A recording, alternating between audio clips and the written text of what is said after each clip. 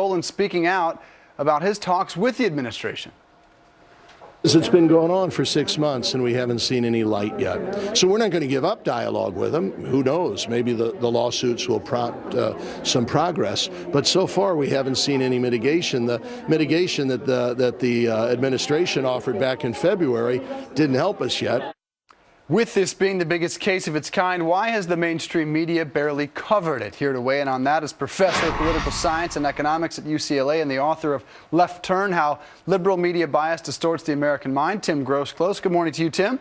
Morning, Dave. Great to be with you. How has this been covered by the three main nightly newscasts, CBS, ABC, and NBC? Basically, it hasn't been covered. Yeah, as you said, the mainstream media has basically been ignoring it. The New York Times had only one article about this. As you said, the biggest religious lawsuit in history. New York Times had one article, and they buried that on page 17. ABC News, NBC News has devoted no coverage at all to it. CBS has had one story on it, but that was only 19 seconds long. So almost nothing by the mainstream media. And Bill Donahue of the Catholic League points out that the day the Times did that, they also ran a 4,000-word piece slamming the Catholic and Protestant schools in this country. So it seemed as a bit of a cover. So the question obviously is why? Is this just part of a general narrative?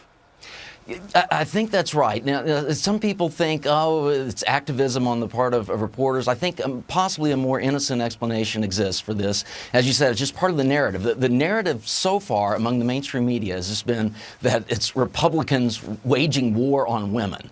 And so what happens is if you cover the story and mention the lawsuit, that it's all these 43 Catholic groups making it, this lawsuit, then you have to realize that that's not the only issue. It's not just Republican war on women, that it's actually religious liberty is also part of the issue. And I don't think the mainstream media wants to admit that. They look like they have egg on their face. So the best thing to do is just ignore it. Catholics make up 25% of the electorate. It's something they ought to be paying attention to moving forward.